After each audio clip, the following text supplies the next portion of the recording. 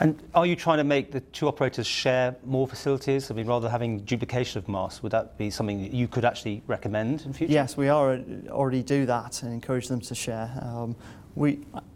And there are examples on the island of sharing taking place, but I haven't got any figures to hand to say how many are being shared.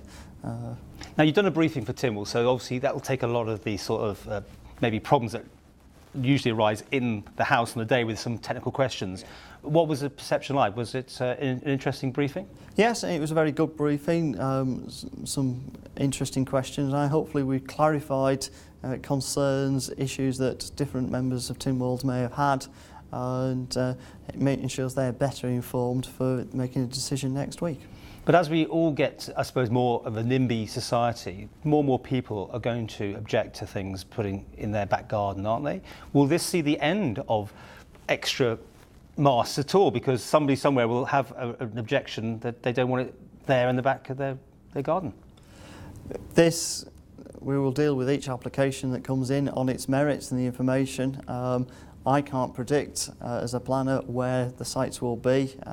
That is up to the actual two operators at present to go and find what they deem the most suitable sites. Can anyone object though? If I read something in the papers, which is now going to happen in future, can you literally, I live miles away, but I don't like the idea of one there? Anybody can object to a planning application and will be able to object if it was Masts Telecom under permitted development right application. And we will take in all valid planning responses. Will it stifle the telcos and those places still that have no phone coverage? That probably those sort of people probably want it to some degree, I suppose. But I'm trying to say here, will this see an end to it almost?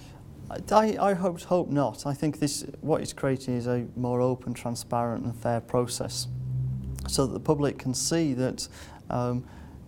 Applications are given proper consideration, that the information we require to be submitted alongside that, and that we do know we have had some dialogue with Masts Telecom on what we're bringing forward, since it directly affects them, and they have indicated broadly support for that. The word broadly, I was interested in that. I mean, they're supporting it or not? So they are supportive of that. We're living in a way with communications changing all the time. 4G, 5G, who knows what's in ahead. Again, will future developments maybe need more masts again, or new masts to replace what we got there already? Higher masts? At this stage, nobody, I think, could say, unless you actually work in the telecommunications industry. What we're trying to ensure is that we have a planning system that can cope and deal with those changes in technology and the associated locational requirements, and that in doing so, when applications come in, that we can consult with the public, and they can be involved in the process. We can also find out any health implications from the Director of Public Health. We can consult with local authorities, and it's much more open and transparent.